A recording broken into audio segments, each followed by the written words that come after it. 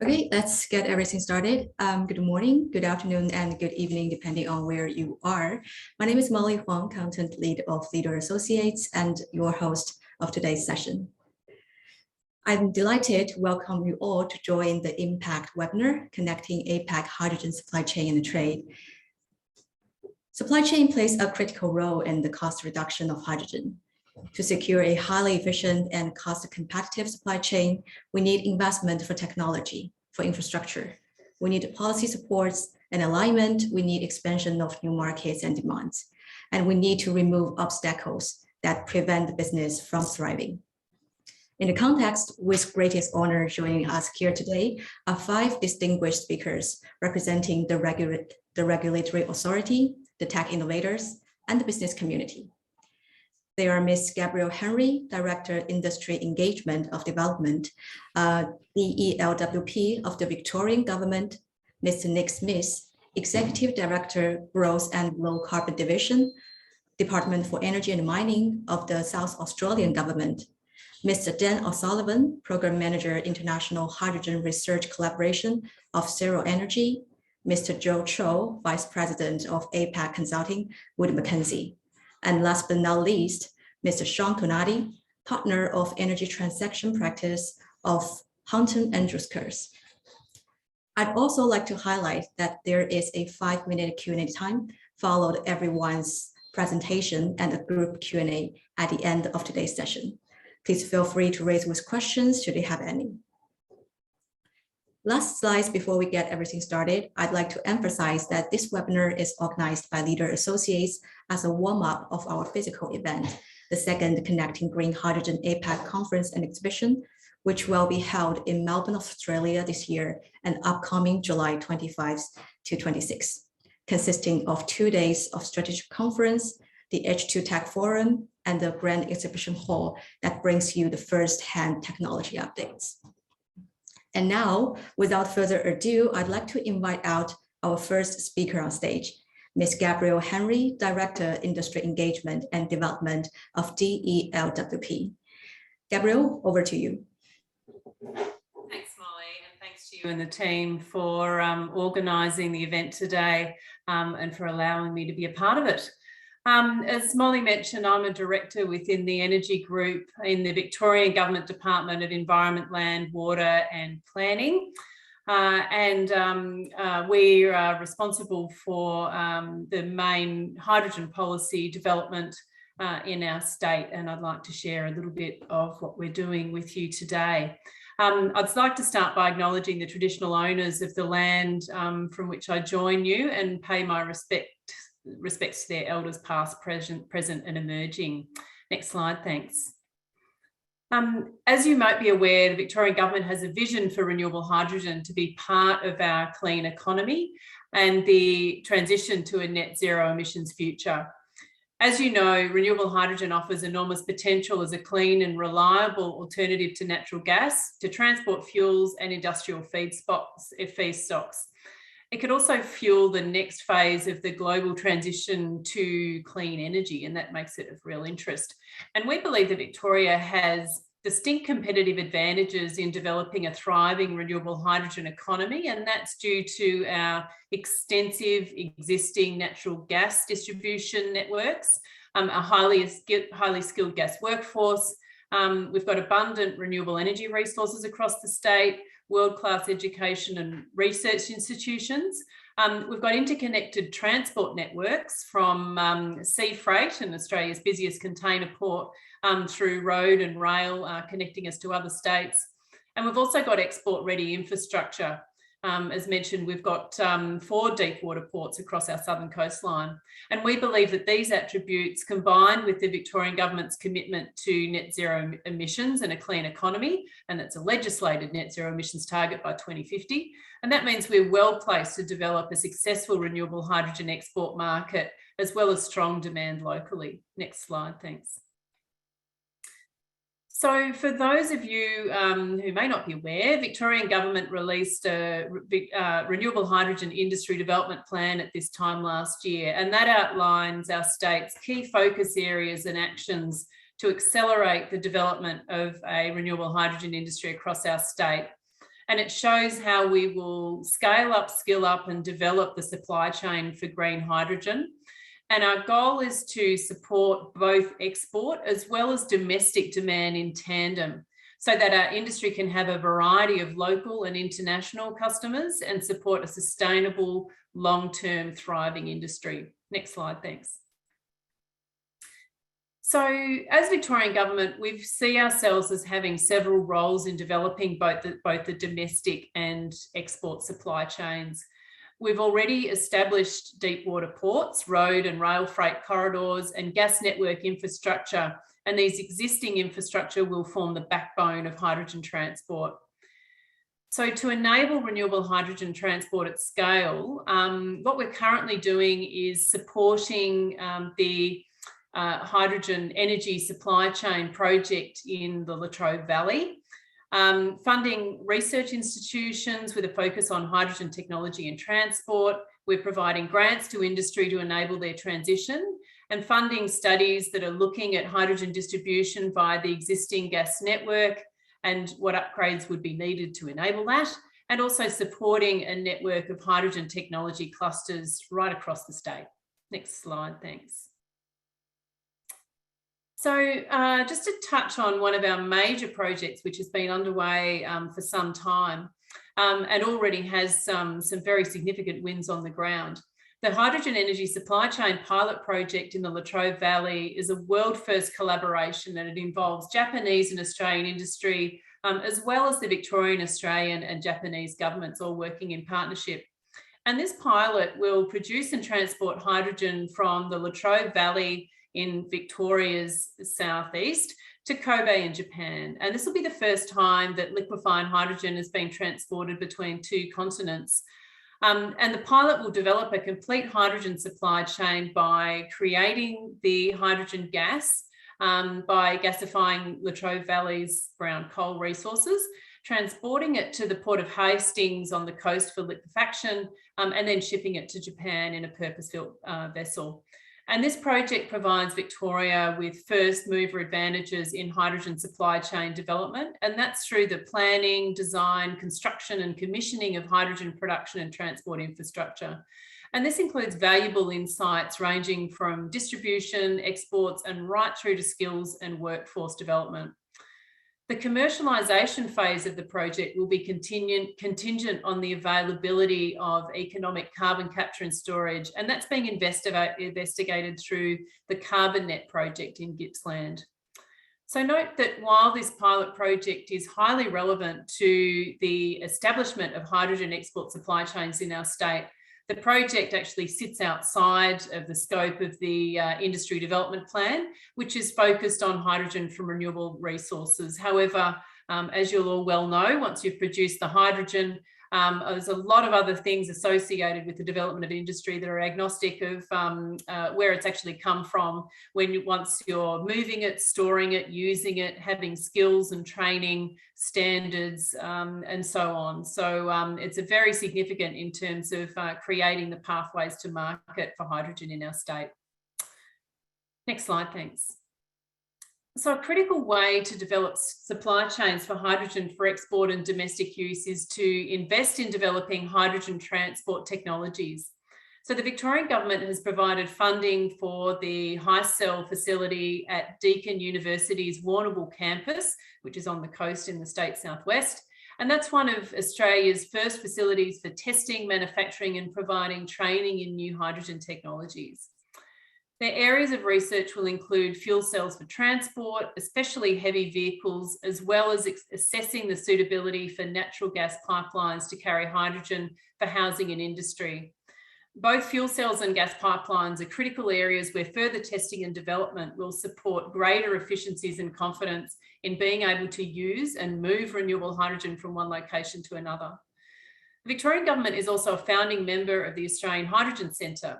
And they are conducting 3 renewable hydrogen gas blending feasibility studies, and these will consider the potential and barriers to the injection of up to 10% of renewable hydrogen blended gas into gas distribution networks in regional towns in Victoria, and the injection of 10% hydrogen into the Victorian gas distribution network overall.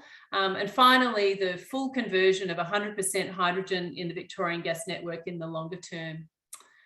The pathway to investigate the potential for Victoria's extensive gas network for renewable hydrogen is a critical path for ensuring an efficient and well-connected supply chain for the sector. So another way the Victorian government is building supply chains is by attracting commercial investment in renewable hydrogen projects through large-scale grant programs. And that includes the Energy Innovation Fund, and that's making available approximately $90 million for funding in transformational energy projects beyond 2025. And that's technology agnostic. So it's not just hydrogen, it's all sorts of future-looking technologies. We've also got the $2 billion Breakthrough Victoria Fund, and over the next 10 years, that'll drive investment in research, innovation and commercialisation to accelerate growth in key industry sectors, and that includes advanced manufacturing and the clean economy. With more investment will come better developed supply chains and the confidence for businesses to test and expand their reach into renewable hydrogen. Next slide, thanks.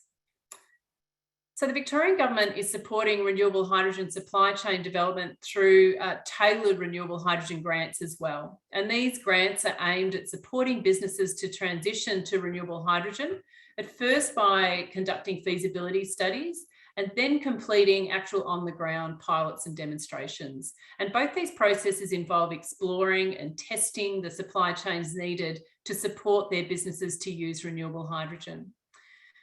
So in the first grant, which is the Renewable Hydrogen Business Ready Fund, we've got more than $600,000 to be shared by 8 recipients to develop business cases or feasibility studies to support their transition to renewable hydrogen. And some examples of funding that we've given, as shown on the slide here, include a crematorium looking to use renewable hydrogen in place of natural gas to meet growing demand for green end-of-life services. We've got a water corporation looking to produce renewable hydrogen at a water treatment site using recycled water. And then oxygen, which is a byproduct of hydrogen production from electrolysis, can also be used in water treatment processes. So this is a really important example that has the potential for replication across the sector. And as a final example, we've got a university seeking to replace on-campus natural gas use with renewable hydrogen. Next slide, thanks.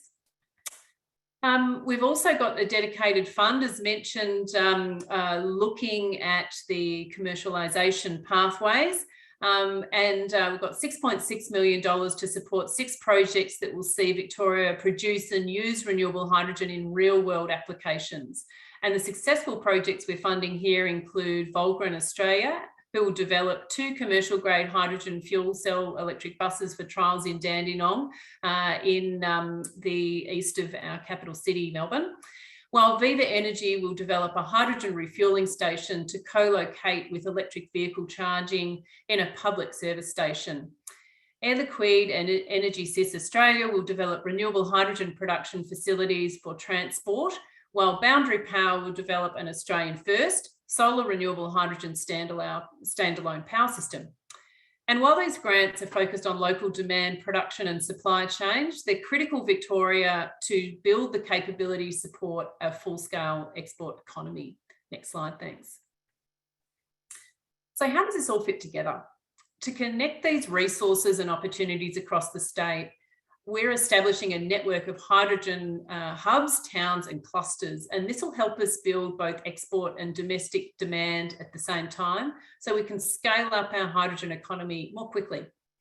Export hubs will be in locations with deep water ports, while towns, which will focus on domestic supply and demand in the first instance, could be located right throughout Victoria's regions, as shown in the diagram here. We want to also support collaboration across the hydrogen supply chain, and that's why we're co-funding regional hydrogen technology clusters in our state. And these clusters connect hydrogen players from academia, government, industry, international investors, and are facilitating partnerships to drive opportunities to collaborate, attract investment, solve industry-wide challenges, and drive commercial projects. Our 4 initial clusters are in the Greater Geelong region, just southwest of Melbourne. in Clayton, in the city of Melbourne, in the Mallee region, in the state's northwest, and also in Gippsland in the state's southeast. And these are all seen as areas with high potential for renewable hydrogen. Next slide, thanks. So we're keen to work closely with business and industry, both locally and internationally, to develop export demand and to establish and refine the supply chain needed to support renewable hydrogen exports. And we welcome the opportunity to discuss your business or initiative with us, whether it's to better understand our state, to meet our vibrant industry players and leaders, or to locate your operations or business here. So please do get in touch. Next slide, thanks. So thanks everyone for your time today. As you see sort of through the activities I've touched on today, work is progressing rapidly in the sector in Victoria, and I look forward to sharing with you further upcoming initiatives as they're developed as we work to achieving our state's renewable hydrogen division. You can find our renewable hydrogen industry development plan and further details about the hydrogen grants I've covered today at the link displayed on this slide. You see down the bottom, the link to our website. Our business and industry engagement team would also be very happy to discuss your plans with you, and their contact details are there. And thanks everyone, and I'd be very happy to take your questions. Thank you, Gabrielle, for the very detailed introduction and explanation. Victoria is indeed one of the most successful states in leading the hydrogen supply chain and export. As some of the listeners are still digesting all the information, allow me to take the opportunity and raise to you 2 questions from my side. So question number 1, policy is the most important driver to any forms of business. In the past year, we see a skyrocketing clean hydrogen boom in the United States, driven by the passage of the Build Back Better bill, which is a 10-year tax credit for green and blue hydrogen development. As we also promote low carbon hydrogen in Victoria and also in South Australia and in Australia in general, where we have different legal regimes for different colors of hydrogen, and will there be more policy encouragements in the year to come in both the production and delivery segment? Sure, thanks, Molly. So just to be clear, we seek to have a coordinated approach to hydrogen development in our state, recognising that we've already got important developments underway in each type of hydrogen generation, but noting, as I said, that there's a whole range of things that will affect the development of a sustainable hydrogen industry, regardless of how it's generated. And we're looking through the Renewable Hydrogen Industry Development Plan of making sure that we've got those in place. We've got 18 outcomes that we're looking and focusing on, which we see as the key building blocks that we need to make sure are in place to develop a thriving and sustainable hydrogen policy environment and in our state. Looking at those sort of areas, whether that's skills and training, standard, regulation, supply chain, how to move it, store it. We're working on a whole range of fronts right across the Victorian government in cooperation with all of our colleagues. And whilst I can't talk about any upcoming policy developments, unfortunately, that's a matter for our ministers and cabinet, and I can't preempt that. Other to say that, you know, this is certainly not the last that we'll have to say on this topic. And I would just sort of say, look, in the usual sort of cycles of when interesting things tend to be said in government, our budget cycles are usually announced around May, so there's often some new initiatives announced about then, and we're also likely to have a state election announced later on this year, and ministers tend to get a little bit excited about saying things prior to those elections. So they're my hints in terms of, whilst I can't say anything, please do keep your ears to the ground for any future announcements. Yeah, understood. But also I'd like to reflect some of the industrial voices that we heard. So apart from fundings in the CapEx part, in the production part, there are also voices shouting out for incentives or encouragements in the OPEX and the midstream and in the distribution side. So it would be highly appreciated if the Victorian government or the federal government can consider to put it into considerations. Thank you. and we recognise that there is a wide range of needs for government involvement and support right across the sector. We're really starting from what's close to a standing start across the world in looking at hydrogen development, and we've got a lot of work to do on a lot of fronts. We do believe that having the hydrogen energy supply chain project has really given us a leading advantage in Victoria in terms of actually having an on-the-ground project where we've made significant learnings in connecting supply chain to international markets, and we look forward on building that and further supporting the industry as it develops.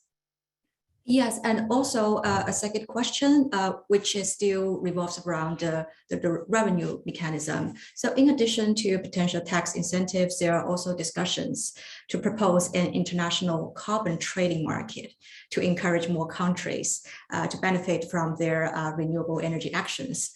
Is the Victorian government also paying attention to the carbon trading market? And what do you think is the current gap or missing links from this goal? I would say sort of yes, of course, we're keeping an eye on international developments in this sense. We have to recognise that in a state we're also part of a national picture, and we have separate policy development at the national level compared to what we do at the states. You know, again, I'm not going to forecast anything in that area other than to note again that we do have legislated net zero emission targets by 2050, and we've also made interim targets sort of for leading up to that to ensure that we meet that target, and we'll be looking at various mechanisms for being able to achieve those aims. Mm-hmm. And I have one question remaining in the Q&A box from Mohammed. How is the outlook for the energy market in Australia with green hydrogen projects becoming commercial? I'm not sure I quite understand what the question is. I do. I think if I understand it correctly, I can take that one on. I think it's something that there's, you know, we've seen internationally that there's always various opinions on when sort of green hydrogen is likely to become commercial, and that essentially means when is it going to be competitive with other fuels to replace other types of fuels. And I think what we have to look at, and others have obviously done this with various differing results from their analysis, is what does that mean for Victoria, and where is some of the low-hanging fruit for Victoria? And some applications may be further off than others, but where we're seeing some of the early interest is in fuels for heavy vehicles. So as a diesel replacement, it's getting sort of pretty close to parity, and we're sort of seeing that it's really just some of the initial infrastructure costs that might need some assistance, but once you're actually up and running, that the fuel costs are getting pretty close to diesel. And I think that is really important, you know, for Victorian context. We're one of the more populous states in Australia that I wouldn't say that we are densely populated compared to many of our close Asian neighbours, but we compared to the rest of the country, we have interconnected networks and freight routes, sort of both road and rail, connecting into our ports and right across the state. And that gives us a really great opportunity to look at that as an opportunity, and we're seeing industry already start to make movements in that area, and some of the research that HyCell is doing is looking into that region as well. So that would be sort of one of the early areas that we're looking at, and we see various other projections, and obviously we need to look from a government perspective in terms of which ones we might provide some suitable incentives to, and we have provided some incentives. For instance, we've got a zero emission vehicle bus trial currently underway, and looking at various other ways that we can investigate some opportunities in that area. So it is very much a watch this space, but I think that Victoria does have some unique opportunities that we can start looking at now, is becoming close to commercial. Right, and apart from hydrogen, Victoria also have just announced its ambitious offshore wind target. I believe there will be more opportunities coming to Victoria, and I wish you all the best. There are some questions that will be coming for you in the Q&A box. It will be appreciated if you can kindly wait for several more minutes, and I'll come back to you later. Thank you. Thanks, Gabrielle. And next, let's invite out Mr. Nick Smith, Executive Director of Growth and Low Carbon Division of Department for Energy and Mining of the South Australian Government. There are also a lot of practices are undergoing in SA. I look forward to understanding more. Over to you, Nick.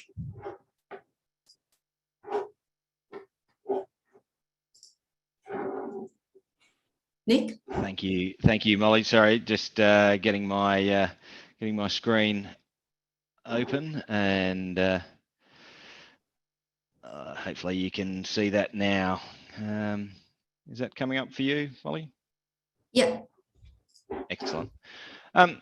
So thank you very much for joining us today, and thank you very much for inviting me to come and present on behalf of South Australia. I guess I was asked to talk about, from South Australia to Asia, how do we develop a CO2-free hydrogen supply chain? A little bit about my team. We are here to deliver the government's agenda around growth state. Noting that we have an election on Saturday, so we may have a little bit of a change of focus depending on the outcomes of that election. But broadly, our remit in the Growth and Low Carbon Division is to capture the economic opportunities around South Australia's clean energy and the opportunity to decarbonise our minerals more broadly. So we have a strong focus on hydrogen, electric vehicles, decarbonisation of steel, copper, graphite, etc. So, and look, if you think about where we've come from in, we're now one of the world's leaders in terms of variable renewable energy integration into the networks. We've gone from 1% to just over 62% in 15 years. And I guess the slide that this shows here on the right-hand side is going back to 1998. The mix of energy in South Australia, which was largely dominated by coal in the brown and gas in the orange, with the purple being imports from Victoria. And that was around the time of the commencement of the national electricity market. And you can see there in 2006, 2007, the first wind projects starting to come on in green in South Australia, and the significant increase in wind and subsequently solar from 2011, which is really driven by the cost-effective nature of it and some good subsidies in terms of a policy perspective. In 2016, we closed our only coal-fired power station, which meant that we went to gas and renewables. And we're well on track for achieving 100% renewables by 2030. In fact, the 62% was for the financial year 2021. The Australian Energy Market Operator has just come out and announced that we've achieved 63% for the calendar year to the end of 2021. So it's been a pretty stunning transformation. And I guess we do, why hydrogen to us? Because we've just got these globally competitive wind and solar resources. What you see here is some data from the Australian Energy Market Operator highlighting the amount of renewable generation which exceeded demand in South Australia last year.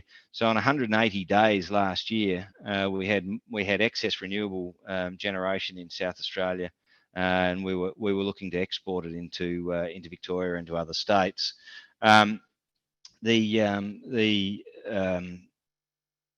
challenge we've got is that part of the 1 in 3 households in South Australia have rooftop solar, which is a disaggregated market, and we're now seeing in the middle of the day the record operational lows for demand is causing a lot of negative pricing, which also lends itself towards hydrogen development, because we can use hydrogen electrolysis to soak up the excess renewable energy in the marketplace and produce green hydrogen at a very, very low cost. So it's a very exciting time for us. It's a very challenging time, and technically it's been very difficult. We've had to work our way through the more technical challenges with the Australian Energy Market Operator and some of the smarter people in industry. With the big battery, we've put synchronous condensers in, and we're likely to be the first gigawatt scale network in the world to operate with zero synchronous generation operating in the not too distant future. You can see down in the bottom pie chart there, 35.7% of South Australia's energy came from gas in 2021, 43.9% from wind, and the remainder from solar, with a little bit of battery in there as well from the 4 grid scale batteries we have. So we really have and really are blessed with this very complementary wind and solar resource that enables very high utilisation of these renewables in an industrial environment. So I guess when we talk about South Australia's clean hydrogen advantages, it's not only green. Whilst we do have these world-class complementary solar and wind resources that offer very high utilisation of electrolyzers, in excess of 70%, we've also got Santos developing the Moomba Carbon Capture and Storage Project, which is through a depleted gas field that's been operating in the northeast of South Australia for the last 50 years. Santos are expecting that to be the second largest CCS project in the world and lowest cost project in the world, and targeting the full life cycle cost of less than $30 a tonne for Australian for CO2 sequestered underground. The Santos announced financial investment decision last year on the Moomba Carbon Capture and Storage, and Moomba is connected to Port Bonython near the South Australian coast via a pipeline, which enables it to export hydrocarbons out through Port Bonython, and is also connected into the east coast of Australia with gas pipelines as well. From a policy perspective, we've had very good bipartisan political support for our hydrogen and renewables industry over the last 10 years. We currently have a hydrogen action plan that was announced and released in September 2019, which has got 5 core pillars about facilitating investments in hydrogen infrastructure, establishing the world-class regulatory framework, deepening our trade relationships and supply capabilities. Importantly, fostering innovation and workforce skills development, which is critical for an industry at scale. And importantly, how do we integrate hydrogen into our energy systems? Gabrielle talk about a lot of the work that the Australian Hydrogen Centre is doing.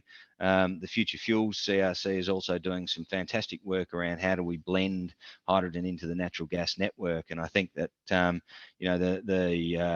health benefits that are associated with the reduction in CO2 and NOx emissions that seem to be coming out of the blending of hydrogen at 28% are significant, and I think that there's some real opportunities, particularly in the current oil or the energy spike that we're seeing, price spike that we're seeing, to blend hydrogen more broadly. Of course, we have the AGIG built the Tonsley gas precinct there, which has got Australia's largest hydrogen electrolyser at 1.25 megawatts, and they're blending 5% blend of hydrogen into the natural gas network in the suburb of Mitchell Park in South Australia. So there we have not only green, but we also have blue hydrogen as a real cost competitive opportunity for South Australia. In regards to how do we get this to how do we share our renewable resources with other countries, and how do we help other countries to do this? Last year, the South Australian government announced an expression of interest around Port Bonython, which is a couple of thousand hectares of government-owned land. You can see down in the bottom left corner the picture of the existing facilities, the hydrocarbon facilities that are there that Santos own. And recently the partners were announced with some fairly heavy hitters involved: Santos, Fortescue Future Industries, Chiyoda Oceania, Mitsubishi Australia, ENEOS out of Japan, H2U, AMP Energy from Canada, Origin Energy, and Neoen, the French renewables developer. They're all involved in and have been shortlisted to develop projects in and around the Port Bonython region. That has the potential to produce in excess of 1.5 million tonnes per annum of hydrogen in various different forms. Now, I guess if you have a look at that slide, the picture on the right-hand side shows the proximity of the Moomba gas processing facility in the Cooper Basin. The red dot that's just next to the word Whyalla is where Port Bonython is. And we also have Trafigura, one of the world's largest independently owned commodity traders, developing a 440 megawatt green hydrogen project at Port Pirie, starting with a stage one at 85 to 90 megawatts of electrolysis, which is really designed to produce 20% of their smelter, their polymetal smelter at Port Pirie, 20% of the oxygen demand for that. Trafigura are also the world's largest wet fleet shipping owner, and so looking to produce hydrogen, convert the hydrogen into ammonia for potential uses as either a trading commodity or for use in their shipping in the longer term future. We also, out of Port Bonython, we have a strategic supply chain study that we developed with the Port of Rotterdam and a partnership that we have under an MOU. We announced the results of the supply chain study at the end of last year.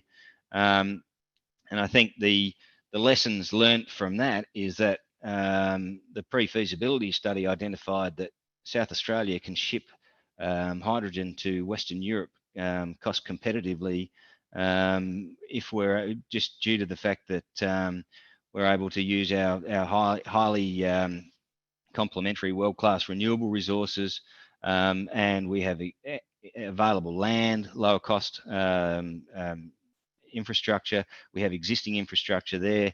So what does that mean? I guess that means that given that Asia's a lot closer than Western Europe, Asia becomes even more economically viable. And you can see some of the outcomes. I've chosen a couple of slides from the publicly available study that we did with the Port of Rotterdam. And I think that we've seen, as a result of the war in Ukraine and the sanctions on Russia, there's been a quadrupling of demand expectation for hydrogen into Europe by 2030. This aligns with what Japan's been doing in terms of their 10-time increase of expected hydrogen demand by 2030 to 3 million tonnes per annum. So I think that South Australia is in a very solid position. And really, you can see some of in that bottom right-hand slide, you can see some of the roles that will be played in the hydrogen supply chain and some of the partners that will be involved in that around how we will actually integrate ourselves into that hydrogen supply chain into Asia. So I think that there's a lot of lessons to be learnt from this that can be applied from South Australia shipping our renewable energy to countries in Asia and the Pacific region more broadly. Most importantly, I think what we've seen as partnerships are critical for developing high quality frameworks for hydrogen. In particular, from a global perspective, having good relationships and being able to share information, is critical around harmonisation of standards, making sure that we have an industry that is going up at scale that is very safe and is supported by it has social license to operate by communities. It needs to be economically sustainable. We don't want to be putting additional regulatory tape, red or green tape on the development of the industry just because we don't understand the risks. So, we want it to be clean. We know the opportunity to decarbonise our world. We saw the impact when the lockdowns occurred at the start of COVID, the impact on the environment and what it meant. But I think that, whatever we do, sharing of information and sharing of knowledge and developing the supply chain and working together to support that is going to be critically important. And that applies whether it's from industry, research, international partnerships, but also government relationships with all of those, and the facilitation of good policy that underpins all of that. From our side of things, for further information, the simplest way to find the information on hydrogen in South Australia is to go to the link that's shown there, hydrogen.sa.gov.au. That will take you to our website, where you can find all of the information about the Port of Rotterdam study, hydrogen action plan, projects that we've got going on in South Australia.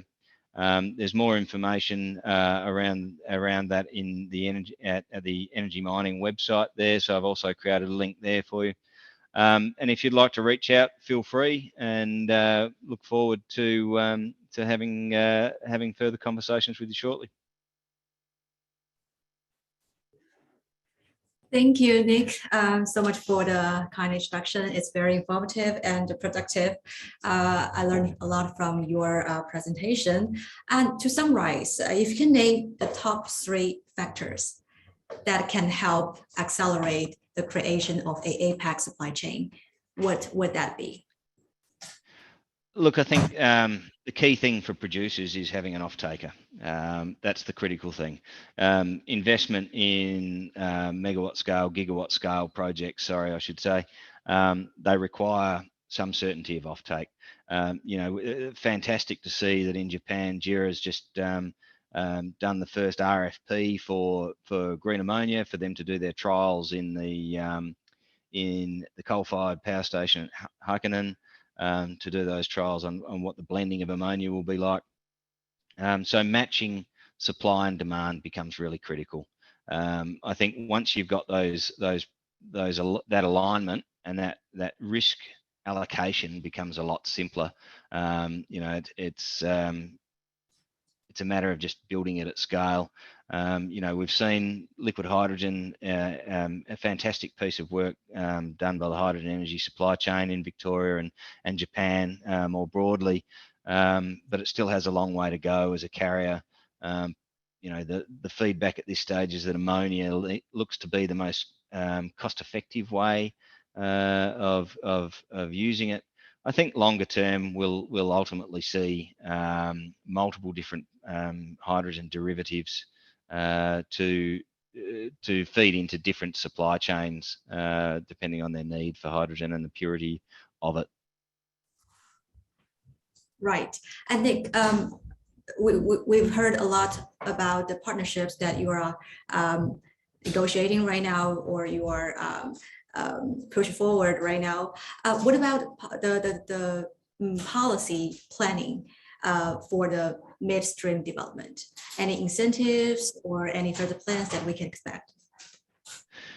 Look, I think we've invested $40 million over the last few years in hydrogen projects at pilot scale. What we're seeing now is that, we've invested in supporting Trafigura's FEED study. We're now starting to see that the pilot projects are delivering in many respects, and the scale is starting to be developed by industry itself. So we've de-risked that in many respects. There's still a lot of work to be done in terms of domestic use for hydrogen. The blending of gas in the networks, we're taking the learnings out of what's going on down at Tonsley and the AGIG project, where they're blending hydrogen into the natural gas network. South Australia's changed our petroleum and we're in the process of changing our Petroleum and Geothermal Energy Act to the Energy Resources Act to enable the licensing of green hydrogen to be afforded the licensing regime, the one window to government that the oil and gas industry have. So there's a lot of work going on in the background, and I guess subsequent to our election outcome on the weekend, we'll have a little bit more clarity on which way we'll be heading with that. So it's a very exciting time, and I think hydrogen in the current energy environment is going to only increase in demand. And there's a regulatory. South Australia's had a hydrogen regulatory working group for some years. They are working their way through the regulatory environment to refine our processes and systems to make sure that we can streamline large-scale investment in and around renewables and green hydrogen and blue hydrogen, carbon capture and storage. We're also, for a state that has 1 million square kilometres and a very low density rate with very high quality wind resources onshore, we've seen also a lot of interest of late in offshore wind in South Australia. So we are looking to mirror Commonwealth legislation once that passes through, so that we can have a harmonised regulatory environment, given the close intersection between state and Commonwealth waters. So, there's a lot happening in the space that will support the supply chain. Right, and one last question before we wrap up the talk. So it's kind of a Eastern egg question that was reserved for you and Gabrielle. So if you have one question for the Victorian government or for Gabrielle, if there's one lesson that you want to learn from them, what would the question would be? Oh, look, it's Gabrielle, you can also hear your questions. Look, I think from my perspective, I think I support their plans for their 9 gigawatts of offshore wind. I think for me, the question will be how are they going to manage an orderly transition away from coal longer term to help decarbonise their networks. What does that look like? I don't think that they've got the answers to that just yet. I don't think the Australian Energy Market Operator or the regulators or the Commission have any have a foolproof answer to that. But I think that's the challenge: is how do we decarbonise our energy system so that we can support the economies of the rest of the world to help them achieve their decarbonisation aims through delivering renewables. Thanks, Molly. Gabrielle, you want to make some comments? Yes, thank you. And Nick, you have really pointed out what is our biggest challenge in terms of looking at that energy transition and coming from an energy system where traditionally we generated all our energy pretty much from brown coal in one part of the state and then send it to everyone else in another part of the state. We've got a huge challenge ahead of us, and that's already really well underway. So we've already got distributed generation through renewable energy across the state. And we're making significant investment also in our grid infrastructure across the state to enable us to use it in new ways, recognising that we are generating and using energy very differently to how we did even 5 or 10 years ago. So in our budget, last year's budget, we had over $500 million dedicated towards investment in renewable energy zones to make sure that we've got that supporting infrastructure to help us be able to inject more renewable energy generation into the grid. And we've also obviously supported storage technologies such as Victoria's big battery to make sure that we can create new sources of baseload power or virtual baseload power as we reach towards our energy transition. And just looking at offshore wind as one potential addition into that mix. There's a lot of moving parts in terms of changing how we generate energy, how we use energy, how we store it, and how we move it around. And we're very active across all of those challenges. I hope Nick's satisfied with the question. And Gabrielle, it's your time to throw back one. Okay. I guess I'm very interested in some of the recent developments in, looking at your port infrastructure and some of the potential outreach to markets there. How does the development of the ports couple with your domestic development, market development? Is there a sort of parallel development, or is there a focus more on one than the other? Look, it's a really good question, and I think probably the projects that are really driving Port Bonython, they've got a long lead for their financial investment decision. But it's really around, for us, that's about supporting them in terms of what infrastructure and what, what workforce requirements, what sort of, what's the supporting infrastructure that they're going to need for the export side of things. From a domestic side of things, we're looking at our public transport sector. We're working closely with the South Australian H2H cluster, the hydrogen hub, the hub-to-hub cluster, who's working with a whole range of parties around the mining sector and the transport sector more broadly.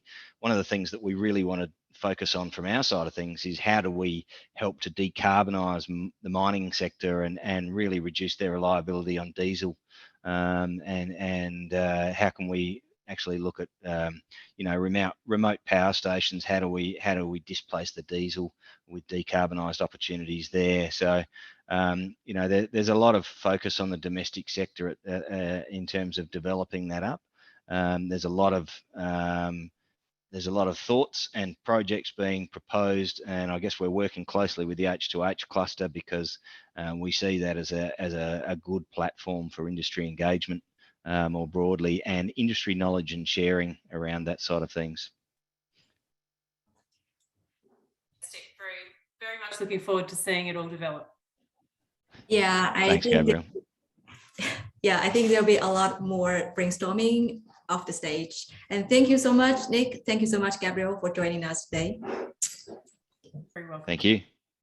Yeah, and let's welcome our next speaker, Mr. Dan OSullivan, Program Manager of International Hydrogen Research Collaboration of CSIRO Energy, who will be presenting on accelerating Australia's role in the global hydrogen supply chains through collaborative research.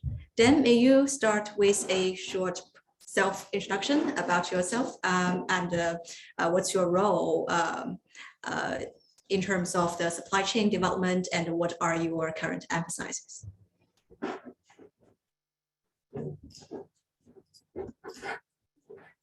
Dan, I think you're muted.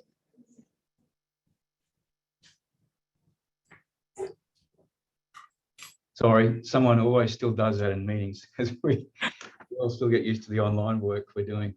So last year I started working in a program that was begun by the Department of Industry, Science and Energy Resources in Australia, setting up an international program on hydrogen research.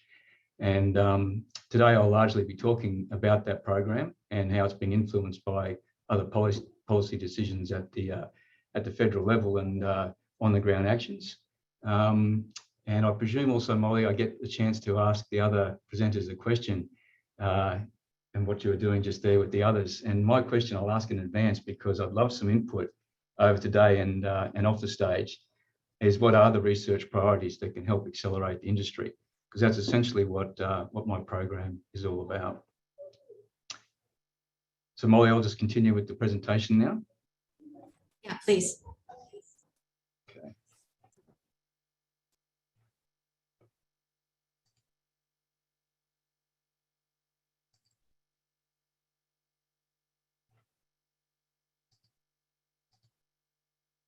Okay, I hope you can see the slides properly now. Yes, we can.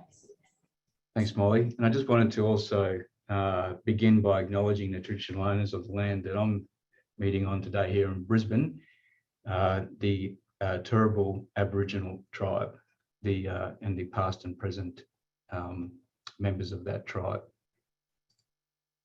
I thought I'd also explain a little bit about the agency I work for, the CSIRO here in Australia. It's been around for nearly 100 years now and have had a lot of impact on science and technology in Australia and other parts of the world, making things like Wi-Fi possible, the polymer banknotes, which came out several years ago, in impacts in the health area, such as the wellbeing diet and pesticides and herbicides, and keeping mosquitoes away with AeroGuard. So it's a very broad-based, multidisciplinary science agency, estimated to have an impact on the Australian economy of around $4.5 billion a year. We have around 5,500 people working across Australia and the globe, and have offices in many parts of the world, such as Singapore, Indonesia, Vietnam, USA, Chile, and other parts. So it's very handy to be able to talk to a global audience today, particularly APAC, because a lot of the program that I'm setting up will be influencing those economies and setting up partnerships, research partnerships in those regions. Now, Australia, as the other presenters showed, does offer all the key ingredients to set up a hydrogen supply chain from go to woe. Geoscience Australia have a tool that they put in place recently, looking at the hydrogen fairway opportunities. So this basically looks at all the renewable energy and gas opportunities around Australia and how we can connect them with the infrastructure we have here and also export it overseas. And a lot of Asian countries already have signalled that they'd be very willing to participate in offtake agreements with Australia for hydrogen. And this is one of the maps and integrated approaches that we're starting to see more and more of, and show the opportunities. A lot more work though needs to be done on pinpointing those and understanding the pros and cons. And Australia's been one of those countries that's always been blessed with resources, but sometimes overly blessed, and we have this resource curse. And we need to work out in advance and as early as possible what other things we can include and attach to those resources, such as manufacturing. So if you look at other industries, which we have a lot to learn from, such as the car industry and the solar industry, it's ebbed and flowed in terms of manufacturing and what we've been able to do here. So it's a very careful and in-depth question to be able to look at the supply chain as a whole, and projects like the one that Gabrielle talked about, which are attempting to do exactly that by shipping hydrogen up to Kobe in Japan, and the Viva project are great ways to start testing this and work out our true opportunities.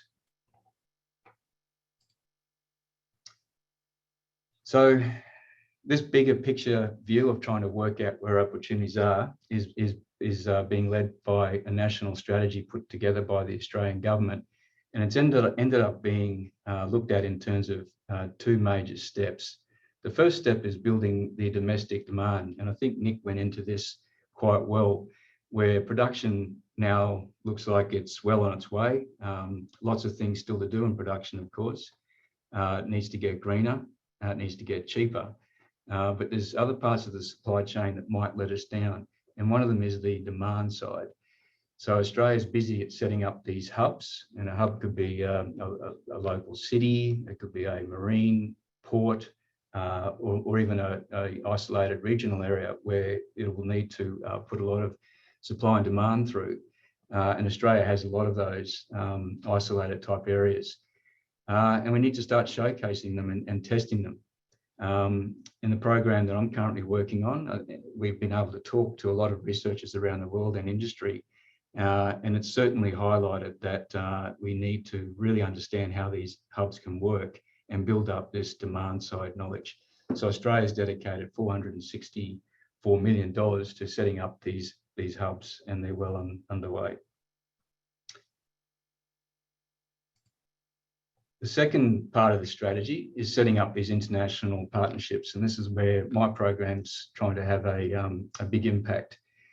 The government has put forward $565 million towards these low emission partnerships, and we already have 6 in place. Germany's been set up recently, trying to look at the complete supply chain and what can happen with the technologies being looked after in an incubator way. Partnerships with Japan are looking at ammonia, liquid natural gas, and other low options that we can pursue with Japan. Singapore has a $30 million partnership to look at reducing emissions in the maritime sector, and we've recently announced others with India and the UK, with others more to come, given that large package of money and opportunities. Now I'll talk a bit about my program that I'm involved in. So this is one of my key slides for today. This program was announced last year by our Minister of Industry, Energy and Emissions, Angus Taylor. And it's a humble start, I guess, at what kind of research can begin in this space with the number of countries that we want to partner with going forward. And I also want to point out that it's a partnership with the Australian Hydrogen Research Network. So this does represent all Australian universities. There's 4 key components to the program. The first is to do an international scan of the globe and understand what research is going on connected to the industry possibilities, and then set up some research delegations and exchanges according to those possibilities. We've already set up a hydrogen knowledge centre, which is sharing all the information and data that exists with all the work going on in Australia and as much as we can from overseas. It's an incredibly hard beast to keep track of, but the number of hits we're getting on that, which is over 10,000 a month, is quite huge, and showing it's well worth putting this knowledge sharing work together. And finally, early next year, we hope to hold an international conference, bringing in many of the international people that we've been meeting recently and in the near future, to hold a international conference.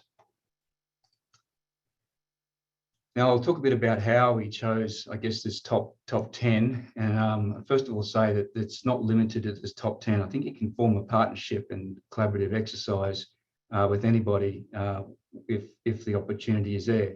But we had to make a decision, I guess, on who first to go out and talk to.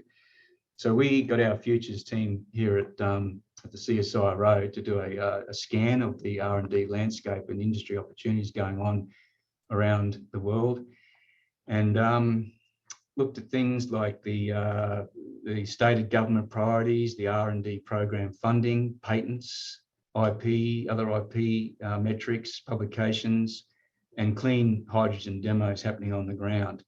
And we also need to, I guess, scan that with the sensibility and ease of doing business in countries, and even managing COVID, which is going to make travelling with this program quite a challenge. But after you look at all those criteria, these 10 pop out as priorities that we would like to certainly start meeting with. We've already held over about 30 initial engagements, meetings with the who's who in the research and industry in these countries. And over the next coming months, we'll hold some delegations, hopefully, COVID permitting, with these countries that can pave the way to 30 or 40 researchers doing research over there for several months, up to perhaps 12 months, and then come back and report to that. And it's a 2-way exchange program where we'd invite these researchers back as well. Some other things are popping out already from these initial talks, and they are matters of global importance, such as trying to produce low-cost electrolyzers, storage capacity, and the mobility activation market, all seen as research priorities, but it is still very hard to work out how you would spend that money and guide the researchers into those priority areas. So again, Nick and Gabrielle and many others, I'd love to hear your opinion on what you think the research priorities are. I thought I'd also mention another collaborative activity that you may have heard of, because it's been around since 2015. The Mission Innovation Clean Energy program was born out of the Paris Agreement. There's 22 countries and the European Commission involved in this, which represents apparently about 90% of the investment going into clean tech around the world. And they've got 7 missions under this program occurring, and hydrogen is one of those key missions which the CSIRO is heavily involved in. We actually wrote a paper which is worth looking at. If you can see that link there, it's worth looking at that. I think it's called Appendix 2, which is attempting to highlight some research strategies, which I'll come to in a minute. So one of the goals of this mission is to come up with at least 100 large-scale activities to get us through the valley of death, so to speak, and out the other side. So I'll just go through some highlights from the paper that was put forward there by Peter Grubnick, a colleague here at CSIRO, and other messages we've been getting from our international engagements already. So it's worth pondering these 7, and I'd love to get any feedback on these whatsoever. And the first is, of course, cost reduction. I think if hydrogen doesn't get to its $2 a kilogram goal, it's going to struggle having large-scale activation. At the moment, you'll see fossil-based costs of around 50 cents to $1.70 US dollars. Gets a bit more expensive, $1 to $2 with CCS involved. But renewable energy is up around $3 to $8, depending on how it's done and where it is, and that's got to come right down. Another one is, the second one I wanted to talk about is storage and distribution. We had a good meeting here yesterday, actually, with members of the research community and industry in Australia, and there was about 12 people on that call and discussing these themes, and storage and distribution actually came out as a deal breaker. It's very challenging to keep hydrogen still, as you know. It actually leaks through steel, and you need vacuum seals to keep it from doing that. And at the moment, the storage is very small, and we're still working how to distribute. So if we can't do this, it's going to be a definite deal breaker. Targeted mobility. I think the others talked a bit about this already, but it's almost like there's a bit of sport for choice with EVs and other clean techs and hydrogen as well in terms of opportunities. But we need targeted effort on where to place, I guess, those resources and come up with solutions. So, for example, in Australia, it could well be that we focus on heavy road transport as being something to move on there. Substituting fossil fuel that is used in the industrial processes for heat and also for the making of chemicals is a big opportunity, and steel making is being discussed almost universally with all the countries that we're talking about, and using heat better.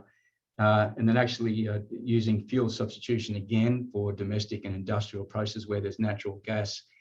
Nick talked a bit about the blending being up around 5–10%. Of course, at some stage, we'd like that to be a lot higher and start placing gas where we can. Hydrogen could also help in electricity networks. With renewables coming on more and more, we have a lot of frequency and variability issues. And so if we get on top of our storage and distribution issues with hydrogen, it could really help balance out what's happening in electricity networks. And finally, there's these cross-cutting themes. This is a big issue. It also needs to be up there with the storage and distribution as a deal breaker. And these are matters like health standards, guaranteeing the hydrogen meets certain standards, safety, and social acceptance in communities being supportive of the projects going on. And if we don't get on top of those early as well, in a timely manner, it will certainly slow down the industry. So some of the discussions we've been having with countries like Japan, we're already looking at trying to move on research with electricity generation, electrolysis, transport, chemical carriers. Korea, we're looking at fossil fuel conversion, electricity generation, compression and liquefaction. And Singapore, we've been talking a bit more about ammonia cracking and maritime decarbonisation. So over the next few months, we'd actually like to pinpoint that. We can't do everything with everybody. So we are at the stage now where we'd like to pinpoint the topics on what we can do with the countries that we're talking about. Finally, I thought I've just got a few more slides to talk about how to form research partnerships. So one of the themes today is about collaboration, and collaboration is very challenging. Most collaboration efforts actually fail, whether they be just in simple business or research, or even having a family lunch sometimes. You've got to put some effort in what people want and how to go about it. You've got to work out whether it's going to be a basic coordination exercise or a collaborative effort or simple cooperative measures. So we're looking at this from a top-down, bottom-up approach, from what is the national governments doing in terms of trying to set up and having a history of diplomacy between each other, to what's industry and research has already got in place. Who are they talking to and what are they setting up? And in the middle there, over the next few months, we'll come up with taking advantage of these existing R&D projects that exist, established programs such as the low emissions technology program that I talked a bit about already, where it's getting hundreds of millions of dollars put into that and taking advantage of that where we can, or simply just creating new opportunities. The other thing we need to think about is who's leading in which technologies. So does Australia go over there and have a look at the technology and learn, or does the country come back and do that, vice versa? Or do we both have skills in the area where we might be able to join up and accelerate and move on something really quickly to get up and work much closer together? And finally, there's the essential elements of a research partnership. Does it have a rationale? Do we fit? Can we talk? What's the deal structure going to look like? Who's going to pay for what and who's got the best labs? So all these things need to be worked out going forward. Just in a really quick summary, because I can see my time is getting up there. I think what I'd like to say is that hydrogen's got a huge opportunity, but there's a long way to go. I think when we think about research, we really are looking for the key uncertainties and the lack of data and knowledge in the industry where it can come and help. So where industry won't be doing it because they can't afford to do it, they can't or don't have the capabilities to do it, and there's uncertainties running rife through that particular question, then research can come in and help. So if you have any ideas on that, I'd love to hear them. And finally, for more information, I'd like to direct you to 2 websites we have up. One that's trying to record all the projects that are occurring in Australia and some overseas. This is called High Resource. These 2 websites are the ones I'm talking about getting lots of hits. So we know it's high value and worth having a look at. And the other one is trying to attempt to capture all the research occurring in Australia, and hopefully we'll be adding the international component to that as well, and that's called High Research. So thanks very much, Molly, and I'll finish up there. Again, so much for your kind presentation, and I would like to highlight again, the research partnership is extremely important because that's why we can learn from multiple projects instead of letting these projects, stay independent of each other. So experience and project sharing is extremely important. And I have one question for Dan. From the technical perspective, because we know that for Australia to do hydrogen export, marine transportation is one of the key areas that we need to focus on. With regards to hydrogen carriers, there are multiple options that we have that are available right now, including ammonia, liquid hydrogen, LOHC, MCH, etc. So what technology lines that you are looking into right now? And what do you think that would be having a lion's share in the near future? Well, these are great questions, and I think they are all in the future. So it's hard to have a good answer, to be honest. All of these things have different, what we call technical readiness levels. So you'll see ammonia has been around for a very long time, and we know how to create it and use it and move it. So it's a bit easier. But I think but you also have to crack and move hydrogen in and out of it, which makes it inefficient.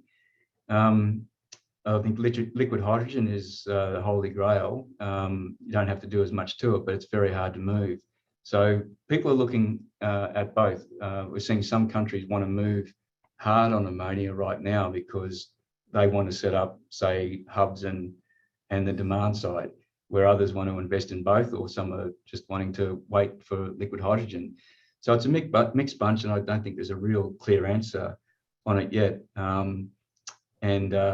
Yeah, a lot more to go. I'd also say that if anyone wants to have a more detailed answer on that particular question, let me know, and I can put you in touch with the more technical-minded scientists who will be able to help you out. Of course, and I also want to raise this question on behalf of port authorities or terminal portal representatives. So what are the port infrastructure requirements for large-scale import and export business for hydrogen?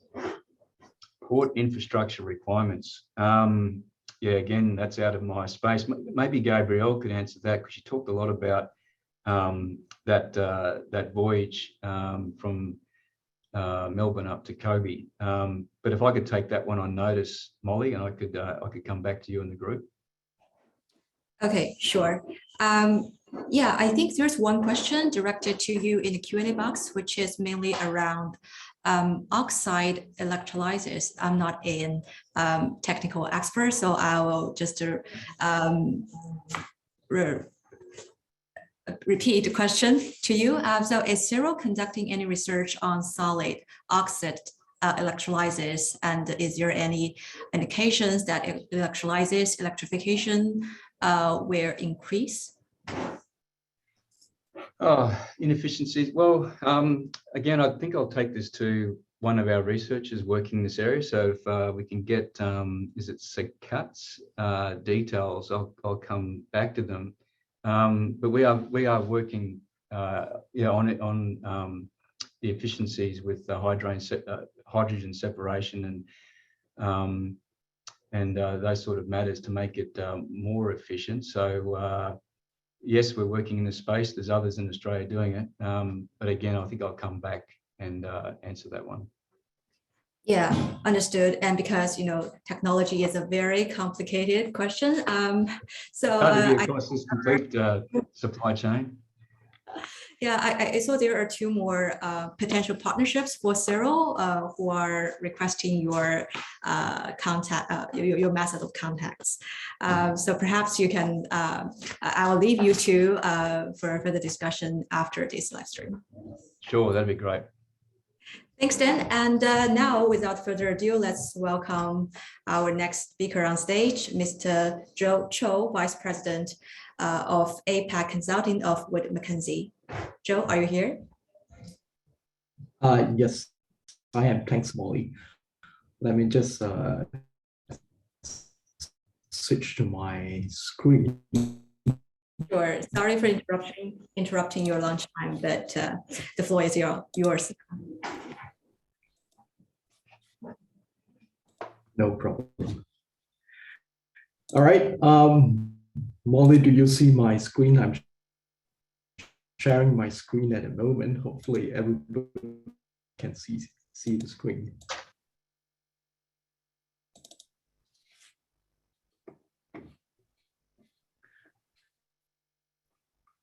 All right. Thanks to the organizer for the opportunity for us to come and share with Mackenzie's views on the hydrogen development and trade. Molly, are you hearing me okay? I'm getting a fair bit of feedback. I can hear you clearly. On the mic. No voice breaking. Okay. Okay. All right. All right. Thanks for that. All right. Good afternoon, all. I represent Wood Mackenzie. So I'm part of the advisory and consulting team for Wood Mackenzie sitting in Singapore. So I head up the hydrogen consulting practice for Wood Mackenzie in Asia Pacific. Now, for those of us who are not too familiar with Wood Mac, we are essentially a global leader in consulting and advisory service for the energy industry, as well for other commodities. So like my previous speakers have mentioned, we are looking at the hydrogen industry. The hydrogen economy has a very exciting development for the energy industry. It has the potential to decarbonize a lot of the energy sectors that are traditionally very dependent on the fossil fuels, right? So it is one of the key platforms for potentially decarbonization of the industry. Now, today I've been asked to speak on what is Singapore doing in terms of pushing for trade of the hydrogen industry. Now, I thought it would be a bit more effective to really talk about some of the factors that are driving the hydrogen industry within Asia Pacific. Like my previous speakers have mentioned, a lot of things, a lot of factors, a lot of things. We see the hydrogen business developing to a point where people are investing, people are looking at hydrogen as a source of energy to displace fossil fuel. So today I want to talk about some of these factors, some of the house views that we think the hydrogen market would develop over the next 20, 30 years, and how potentially trade and supply chains could be set up. All right.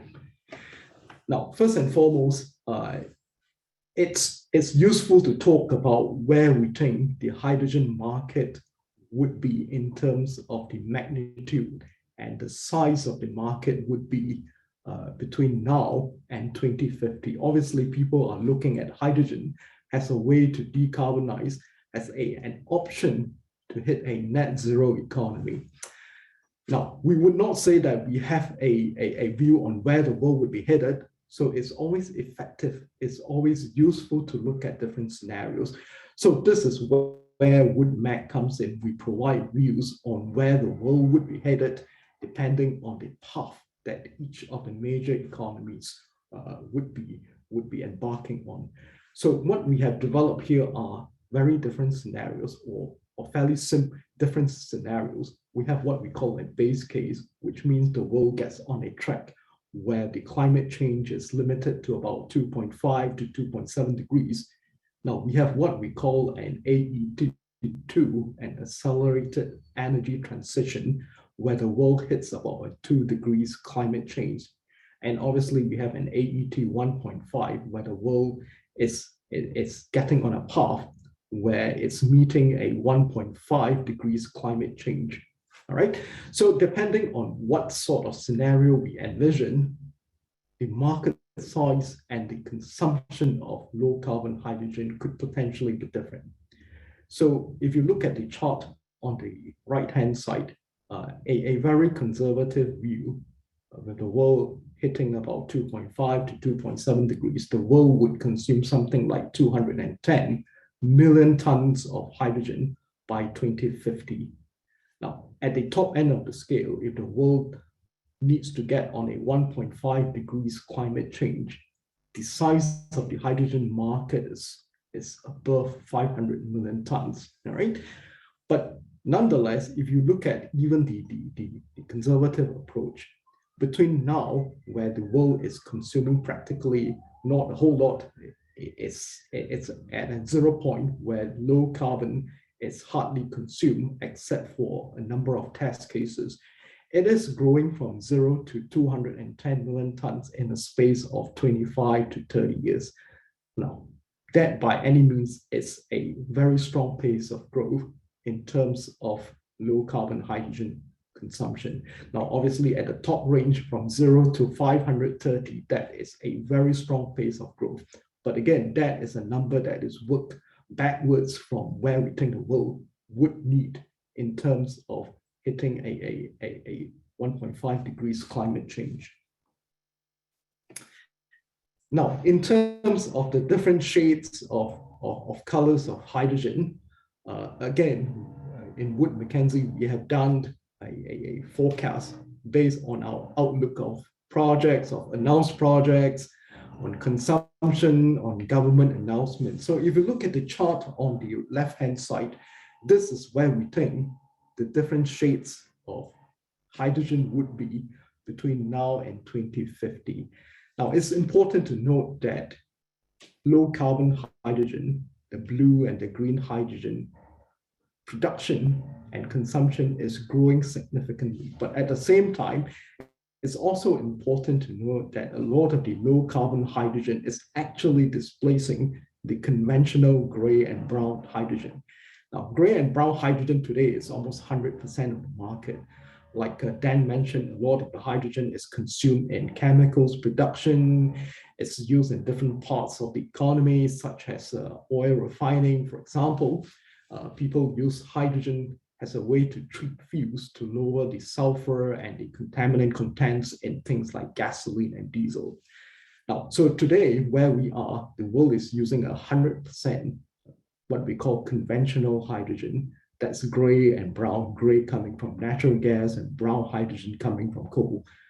So over the space of the next 25 to 30 we anticipate that a big chunk of the conventional hydrogen to be displaced by what we call green hydrogen, essentially generated from renewable energy, renewable power like solar, like wind, hydro, some of the things that my previous speakers have touched on. Now, there is a fair chunk of blue hydrogen, not to the same extent that green hydrogen is anticipated, right? And obviously there are the others like the biomass derived hydrogen. Now, if I could focus your attention to the chart on the right, these are the traditional sectors where there are significant consumption of hydrogen. It's still in the space of chemicals production, generating ammonia. A lot of the ammonia today gets into the manufacturing of fertilizers, explosives in different parts of the world. Chemicals like methanol, for example, are consumers of hydrogen as well as carriers of hydrogen. Now, a big chunk in the middle there is oil refining. We anticipate oil refining to still require a fair bit of hydrogen. Obviously, the consumption of fuels like gasoline and diesel would be shrinking over time. So you do see a bit of that effect that the gray bar in the middle is declining over time as the consumption of hydrogen reduces in the oil refining sector. But at the same time, it's important to note hydrogen is being consumed in other new sectors, ground transportation.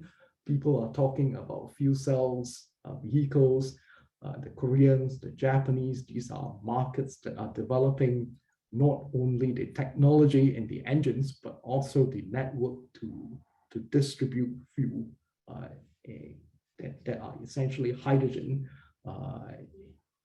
to develop the retail networks.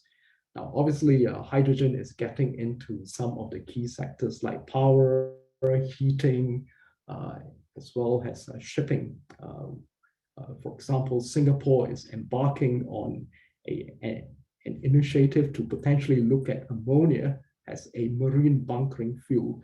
So potentially, if that is successful, we see ammonia displacing things like marine diesel and heavy fuel oil that has been the sort of the workhorse for the marine industry, right? So there are very exciting trends or exciting options and initiatives being developed by different governments and different locations.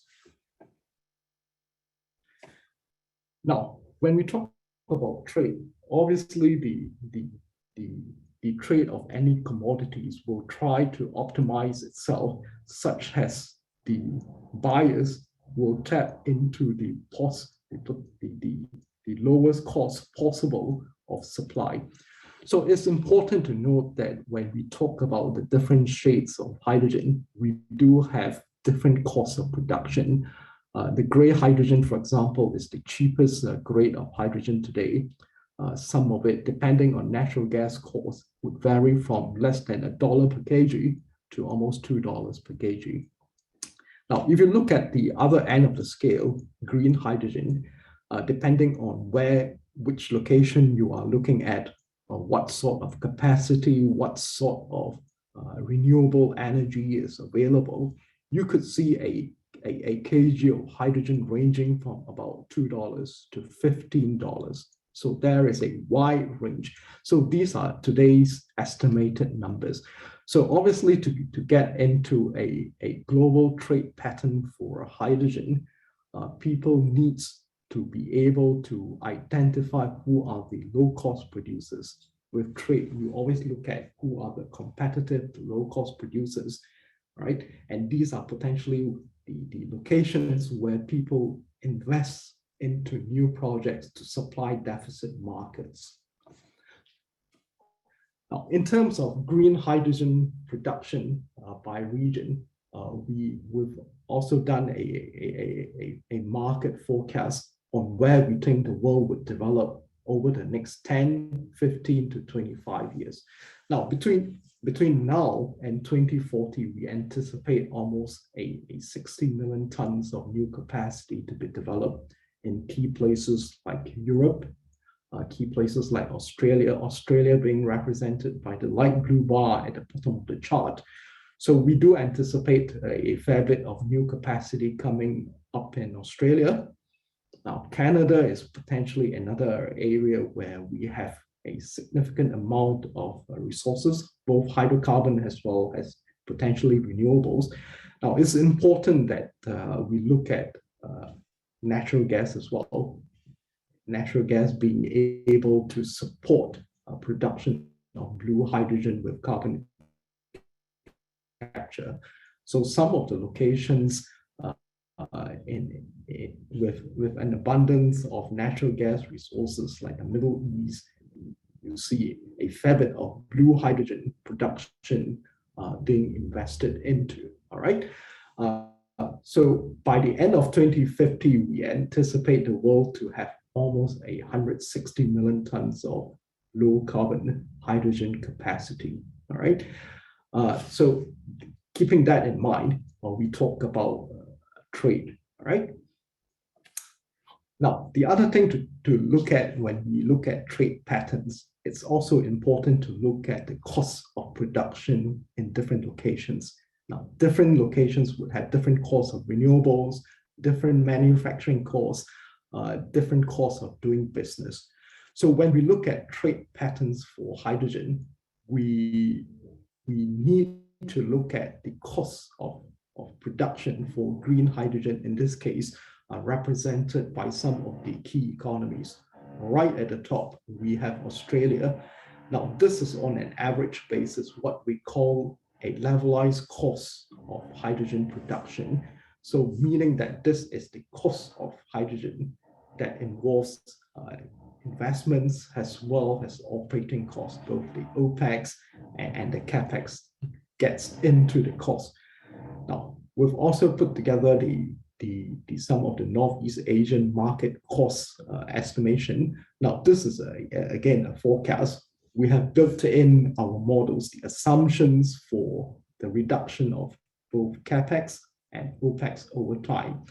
Like Dan mentioned, there needs to be a fair bit of research work getting the cost both of electrolyzers as well as OPEX down to a range where hydrogen starts to compete effectively with fossil fuels. So we do anticipate that in each of the key locations, the cost of production to decline over time. Now, we do see Australia being a fairly effective and competitive low-cost producer, has the technology has scaled up and improves over time. Now, in a place like Japan, unfortunately, we would see that Japan not having a strong position on renewables, Southeast Asia would not have access to the strong irradiation that some of the markets like Australia would see.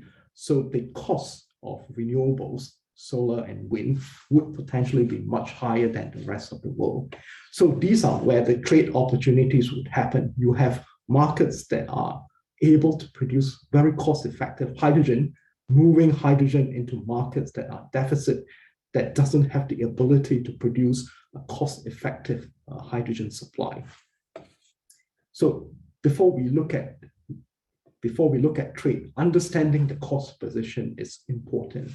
Now, this is a sort of a summary on where we think the trade flows would be moving across the key regional markets. Now, North America, it's a location where we anticipate a fair bit of both consumption growth as well as supply growth. Now, production or supply is represented by the blue bars, whereas demand or consumption is represented by the red bars. Now, if you look at some of the markets on the right-hand side of the page, Australia, right there. Now, we've been talking about Australian projects, right? Australian domestic consumption. But longer term, we do anticipate that Australia would be a sort of an export market for hydrogen. Now, by 2050, we anticipate Australia to be able to produce something like 28 million tons of hydrogen.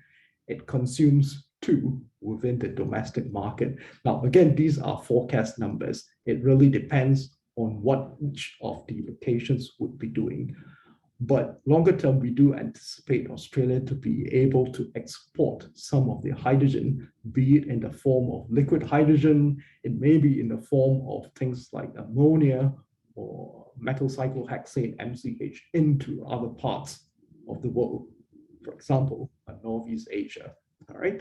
Now, if you look at China, China is probably going to be one of the biggest hydrogen market in the world, manufacturing something like 55 million tons. It consumes about 70 million, so it's a net short market. The rest of Asia is a deficit market, right? Despite the capacity growth, the Asian market continues to be a deficit market. So Asia represents a very strong opportunity for export producers like those in Australia to be able to move hydrogen into deficit markets, right? So we anticipate a fair bit of trade, global trade movements. Now, obviously with Asia, because of the proximity to places like the Middle East, we anticipate some of the hydrogen, especially the hydrogen coming from natural gas base with carbon capture from places like Saudi Arabia, like the UAE, to be hitting this part of the world as well. So potentially that there's a fair bit of competition, all right? So the low-cost producers will be targeting deficit markets like Asia. Now, it's important to note when you look at the nodes of trade flows, taking Japan as an example of a Northeast Asian market that requires a fair bit of importation of hydrogen and hydrogen derivatives to support the domestic consumption.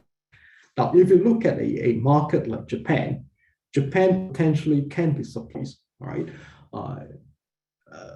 Already we are seeing hydrogen and ammonia projects are being developed in Australia that targets export markets for like Korea, like Japan, right? These are growing markets with not a whole lot of domestic supply. Now, again, if you look at some of the other big producers, export-oriented producers, Saudi Arabia is one of them. Again, the Saudis are showing very ambitious plans in terms of developing, moving away from the oil economy into renewables.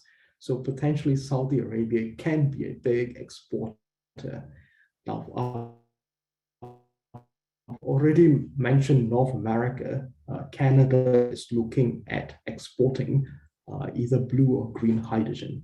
Now, the other place would be South America, where potentially there's a fair bit of new investments. Again, Chile is one of those locations that have announced a fair bit of investments of hydrogen, potentially for export. Now, one of those things that is important to note, like I mentioned, when you have a trade pattern developed, it's always important to understand the cost, right, of supply.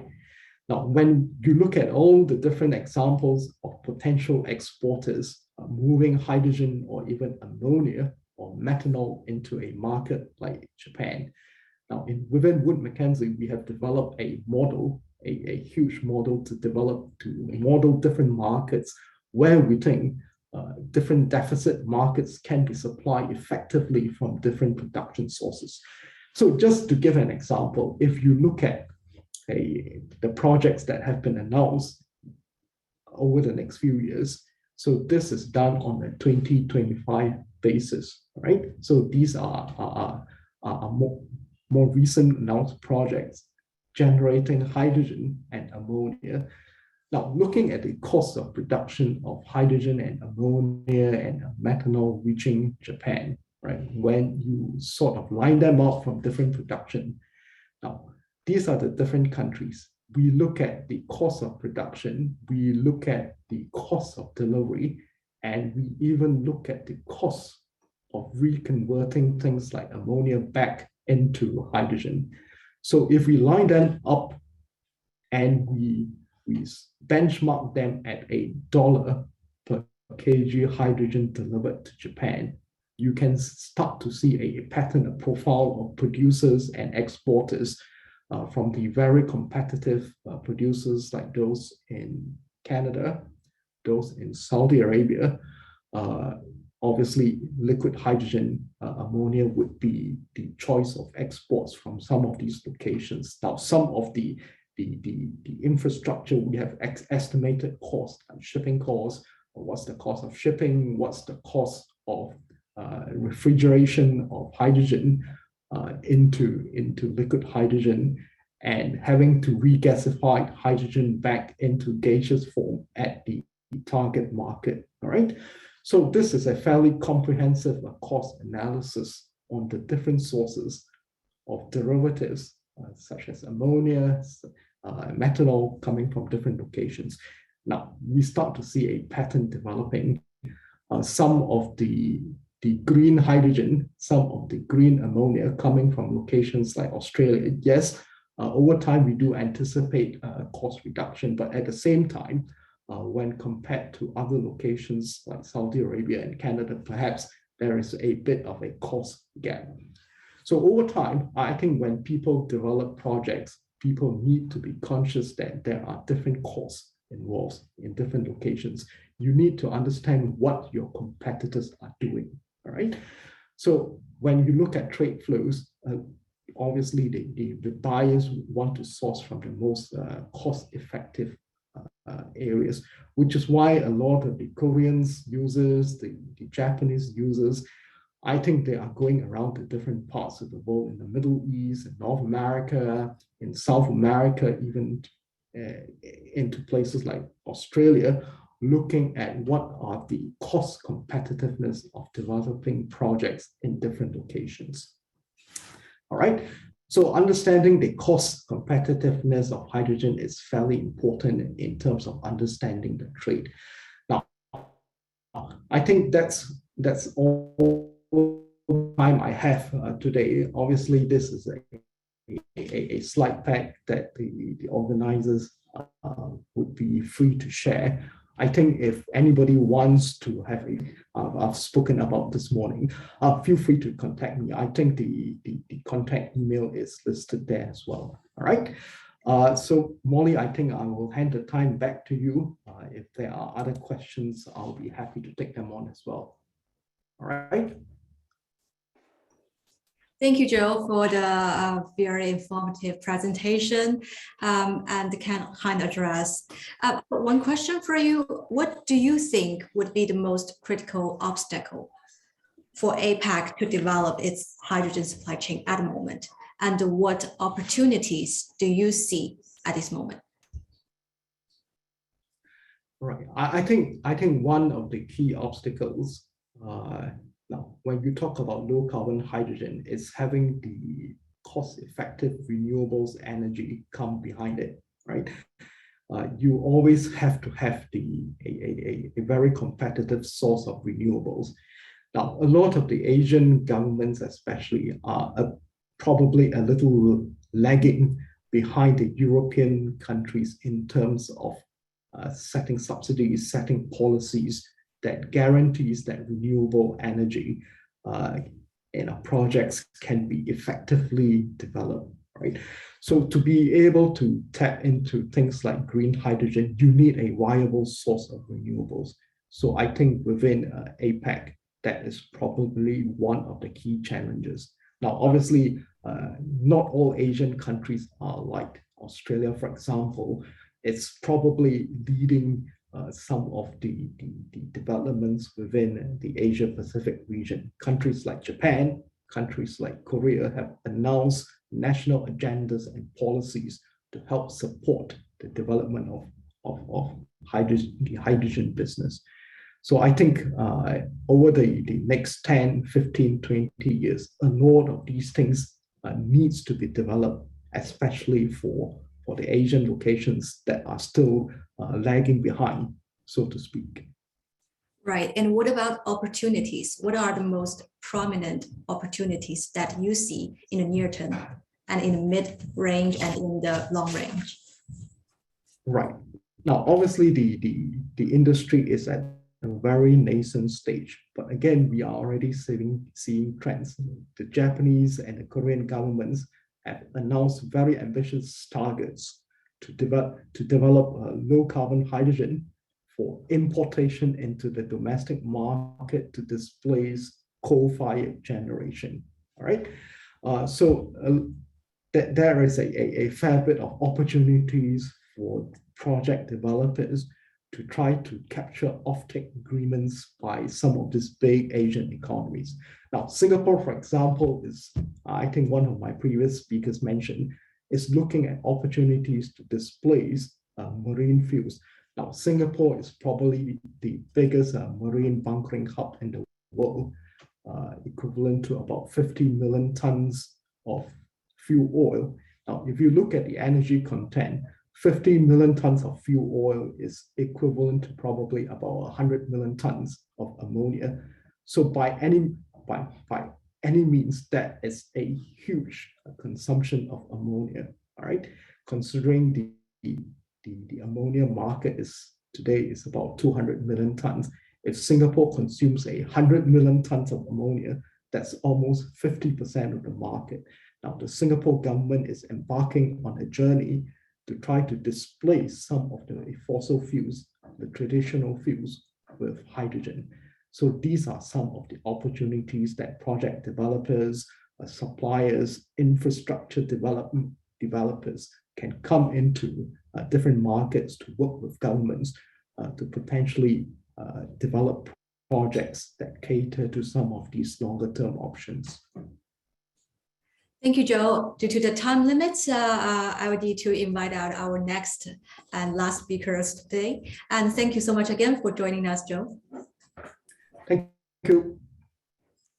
Yeah, and now let me introduce Mr. Sean Conaty, partner of energy transaction practice of Hunton and Kurth, on the topic building a vibrant APAC hydrogen market, Japan paving the way. I studied a bit about Sean's bio. He started off his career from Sydney and Australia, and then moved to the ASEAN countries from Singapore to Vietnam, Myanmar, etc. And now in Tokyo, I think you are the real world representation of the APAC chain. Thank you, Molly. That's very kind of you, and thank you for the introduction. Thanks for the introduction to speak today. Let me just get the screen sharing happening. Yeah,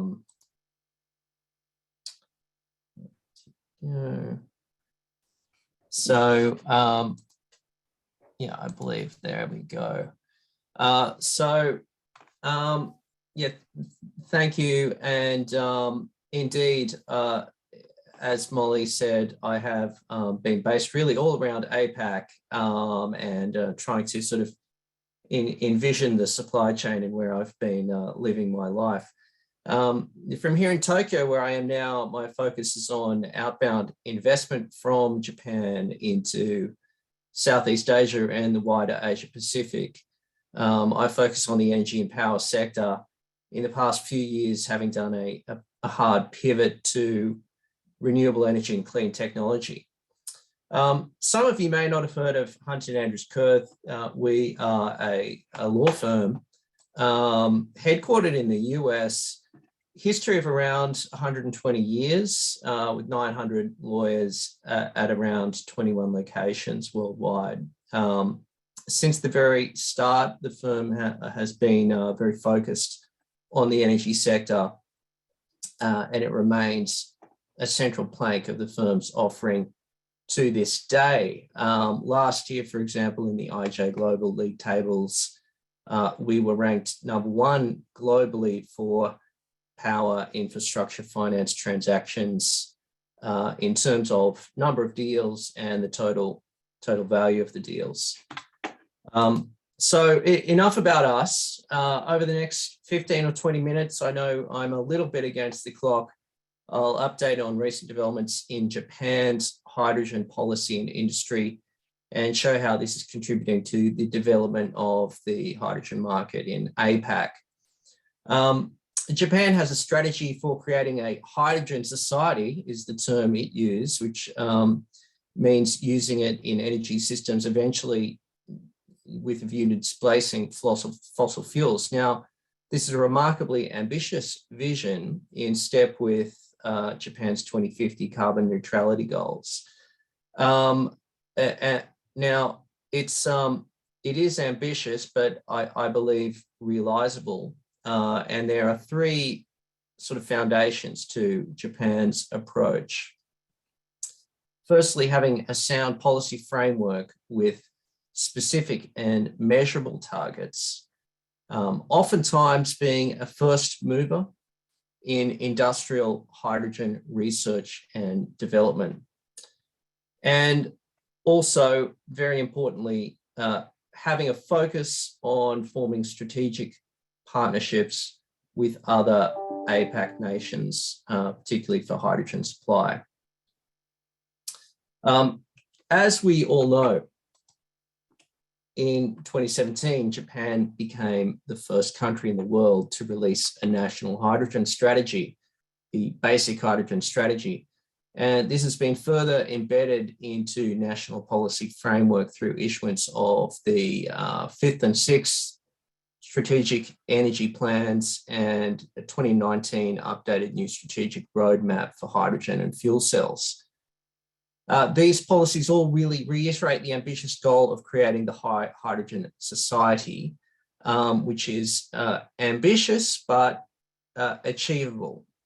What Japan aims to do is demonstrate a hydrogen supply chain, which we've heard of already today, demonstrating that this is feasible by the mid-2020s and commercializing it by 2030. Various targets and incentives have been set. Notable targets include 3 million tonnes of production and import by 2030, moving to 20 million tonnes by 2050, trying to reduce the price to $3 per kilogram by 2030 with future price target of $2 per kilogram. Corollary of this is the power generation price, 17 yen per kilowatt hour by 2030, and future targeting parity with LNG, which listed here as 12 yen per kilowatt hour, but we really need to query the impact of current LNG price spike and how prolonged and how pronounced that is going to be and the long-term impacts of that. Japan has a goal of ammonia co-firing in existing coal-fired power plants, targeting 20% co-firing capability by 2030, which will probably be met well before that, and 50% by 2050. Japan's also a leader in fuel cell vehicles and will aim to have 200,000 on the road by 2025, up from around 6,000 today, 800,000 by 2030, with a long-term view of really displacing gasoline cars on the roads. And similarly with respect to the fueling stations, Japan has the most in the world today at around 170, with a goal of having 320 by 2025 and 900 by 2030. Now, one way of going about achieving the targets is to ensure the industry is capable. And Japan has been right involved in the middle of many of the major industrial milestones as far as hydrogen supply is concerned across the supply chain. So we're talking production, transport, and storage and usage. So production, we saw in March 2020, the coming online of the Fukushima hydrogen energy research field with a 20 megawatt solar farm and 10 megawatt hydrogen production unit, being the largest class unit in the world. We've heard already today from Gabrielle and others about the Hystra Blue Hydrogen Supply Chain Project. And of course, Japan has also been spearheading the AHEAD Brunei methyl cyclohexane project, which saw the first end-to-end international transport of methyl cyclohexane from Brunei to Japan. Japan is also staying at the forefront of innovation and considering new approaches. For example, hydrogen production through high temperature gas-cooled nuclear reactors relying on thermal decomposition of water into hydrogen, oxygen, and oxygen rather than electrolysis.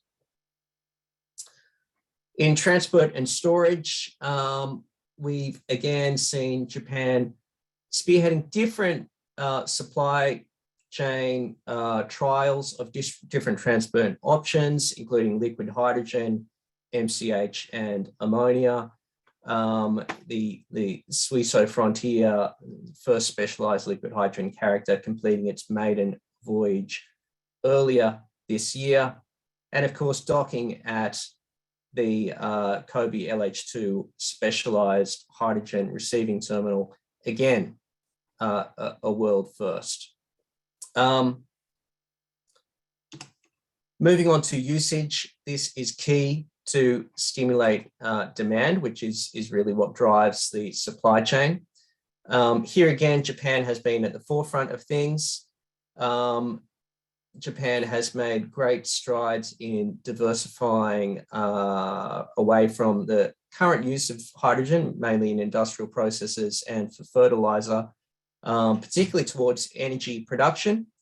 Particularly at the early stage, we've seen a lot of movement in respect of ammonia co-firing, which is particularly useful because the co-firing can take place in coal thermal plants with some retrofitting, and coal is lingering on in Japan longer than may have been anticipated prior to the Fukushima disaster in 2011. Japan is also developing hydrogen single fuel plants, construction on the first of which started last year. And as we've heard from Dan earlier, hydrogen may also play a very important role as an energy storage medium and load balancer for intermittent renewables. On the going back to the ammonia of coal firing, again, as observed earlier, JERA caused a stir in the market by issuing the first RFP for supply of green ammonia for the period of 2027 to 2040. So this is the period after it has shown viability of co-firing at a level of 20%, which trials are currently being undertaken at JERA's Hekinan thermal power plant.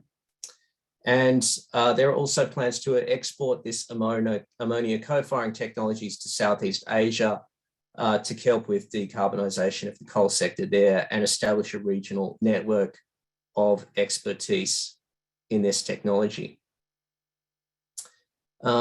As mentioned on transport, Japan has been a leader in hydrogen fuel cells in vehicles for a while now, and this will continue with the targets for increased fuel cell vehicle penetration and hydrogen fueling station penetration. On shipping, in furtherance of the International Maritime Organization's greenhouse gas reduction goals, Japan, as a major player in the shipping and shipbuilding sector, has released a roadmap to zero emission from international shipping, targeting heavy reductions in carbon intensity in shipping, and proposing various designs, including zero carbon emission hydrogen fueled ships. And aviation is another area that has been signalled by NEDO as a key area of research. In industry, the steel industry is the biggest carbon dioxide emitter in Japan, in Japanese industry. So the amazingly versatile thing about hydrogen is its ability to deeply decarbonize, so sort of unlock decarbonizing efforts in parts of the economy that have traditionally been quite difficult to abate carbon in. such as steelmaking. So METI has been promoting approaches here that could lead to 50% reductions in carbon dioxide emissions in steelmaking process by 2030. There is a realization in Japan that in order to create the hydrogen society, it can't go it alone. Regional collaboration will be key. Japan has released the green growth strategy through achieving carbon neutrality in 2050. And as part of this, it has launched the Asia Energy Transition Initiative. Through this, Japan will work with regional governments to work on energy transition roadmaps and the role that Japan can play in helping implement these roadmaps and the role of hydrogen in that transition. This clearly plays to Japan's strengths. It's been a key investor in many of the emerging markets in the Southeast Asia region, particularly, which is a region where energy demand will continue to see high levels of growth, 60% growth from 2019 levels by 2040. And with fossil fuel still accounting for a lot of that growth unless action is taken. So Japan, as mentioned, knows that it can't go it alone as far as building the hydrogen economy, the hydrogen society is concerned. Following release of the hydrogen strategy in 2017, Japan held the first hydrogen energy ministerial meeting in Japan in 2018. And subsequent to that, there have been a number of joint cooperation efforts with many countries, including Australia, as we've heard, and where there are a large number of projects in the early phase of development, or in fact, in later phases of development in some cases, as has already been mentioned by my fellow panelists. More recent announcements show the importance of partnerships throughout the region. So Japan there has been announcements of a blue ammonia production plant in Indonesia at feasibility study stage being spearheaded by JOGMEC and Mitsubishi, as well as the ENEOS partnership with Petronas on blue-green hydrogen production plant in Malaysia. And we should remember that all this is taking place in Japan, which has created an ecosystem where there is an availability of powerful financial incentives. The green growth strategy, which I mentioned earlier, has part of that was establishing a 2 trillion yen green innovation fund for renewable energy technology, including hydrogen, and many of the early recipients of funding have been in the hydrogen sector.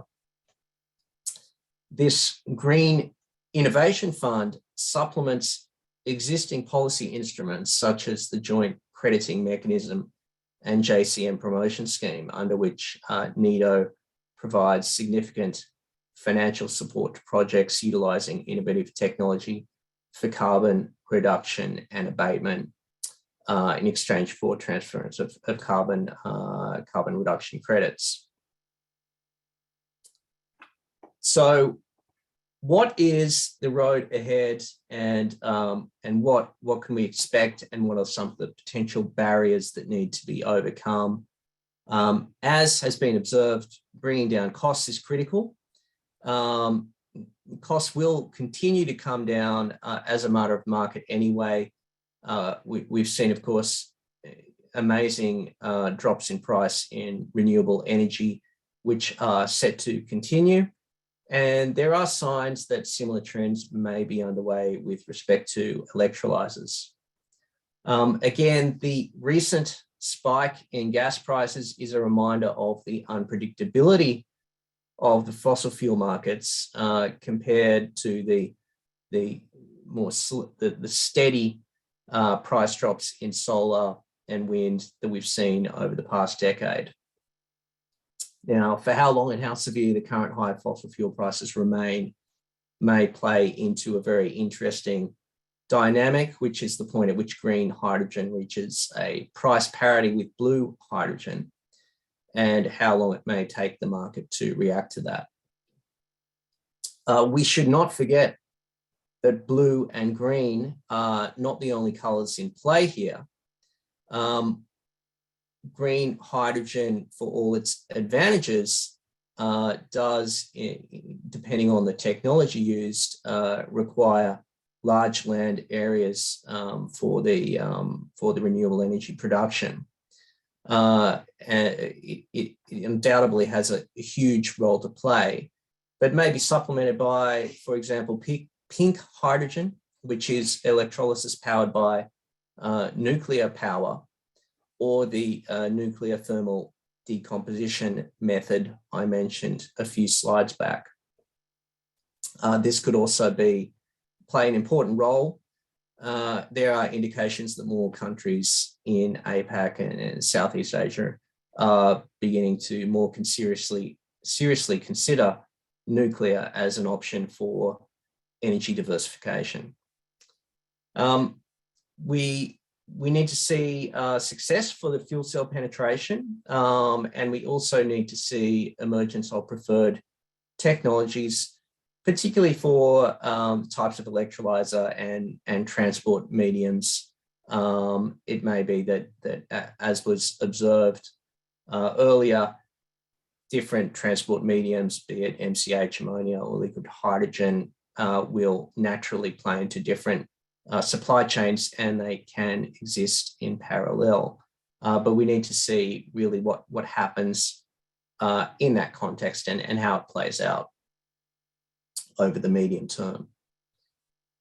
It has been observed that Japan's standardization and legislative regime in respect of hydrogen still needs to catch up a little bit. It still has no color scheme or carbon intensity grading scheme, no guarantee of origin certification. In terms of transport and usage, hydrogen basically needs to comply with existing general high pressure gas regulations without any specialized laws. But METI is definitely looking at this. It's established working groups on certification, standards, and legal frameworks. Japan is admittedly behind other jurisdictions such as Germany, several other European nations, and Australia, which has, of course, recently launched its trial of its guarantee of origin scheme. But Japan will be watching these closely and undoubtedly learning from them. Finally, just coming to the cost issue, of course, there is the cost of capital and the financial burden of doing these projects on balance sheet or through use of subsidies and incentives. Subsidies and incentives are going to continue to be important for some time yet. But as we move away from that in the medium term, Japanese sponsors and lenders have traditionally been among the most active in the project financing of energy and infrastructure projects in Asia Pacific. And the expertise and reliability and creditworthiness of Japan's sponsors and the financing capabilities of JBIC and NEXI that they bring with them has been a key factor behind the momentum and success of many of the projects that I have worked on in APAC in my career. So it may still be early days, but the earlier we can start employing project finance techniques to some of these projects, the better. Thank you for listening. I know we've gone a little over time, but I appreciate it. I hope that was helpful, and feel free to keep in touch with me. Thank you, Molly. Back to you. Thank you, Sean. Just pursuant to your one of your slides, you mentioned pink hydrogen. It's also one of the trendy topic in France right now. Are we seeing any regulation updates with regard to pink hydrogen development in Japan? Well, I mean, I think in terms of regulatory updates, nothing specific to mention, but in terms of the roadmaps for development of hydrogen and its place within the broader energy transition, Japan, of course, is still recovering from the Fukushima disaster in 2011. But there is a recognition now that nuclear will play a role in Japan's energy mix going forward, with a view to basically, I think, restarting more reactors after 2030, or building more SMR reactors in the 2030, from the 2030 period onward. And I believe that with the EU taxonomy decision to include nuclear along with LNG as a sustainable transition energy source is very helpful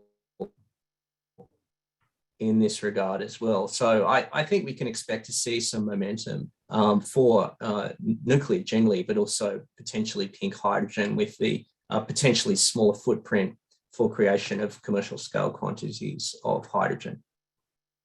Understood. The reason I ask this question is because Japan is more like an importer, a net importer of hydrogen.